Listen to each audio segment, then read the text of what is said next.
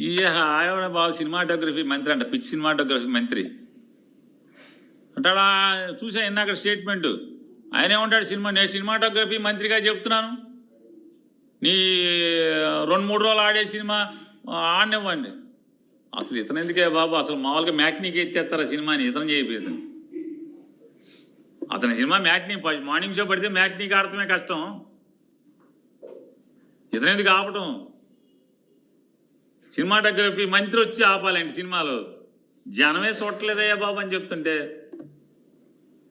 ఇప్పుడు దాకా కొనుక్కున్న వాళ్ళు బికార్లు అయిపోయారు, సినిమాలు కొనుక్కున్న వాళ్ళు బికార్లు అయిపోయారు. ప్రభుత్వానికి జిఎస్టీ కట్టలా ఇంతవరకు ఆ ప్రొడ్యూసర్. ప్రభుత్వం నుంచి అడిగిన ఒక్క అధికారి లేడు.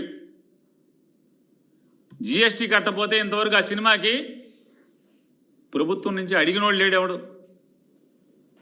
వేరే వాడిని అయితే ఊరుకుంటారా అని అడుగుతున్నాను. సినిమాలకు జిఎస్టీ కట్టరు, కొనుక్కున్న వాళ్ళేమో వికారులు అయిపోయి పాపర్లు అయిపోయిన పరిస్థితి. దానికి నువ్వు సినిమాటోగ్రఫీ మంత్రి ఒకడు వచ్చి ఆపాలండి మళ్ళీ. ఇవన్నీ వేస్ట్ మాటలు ఎందుకు ఇదంతా.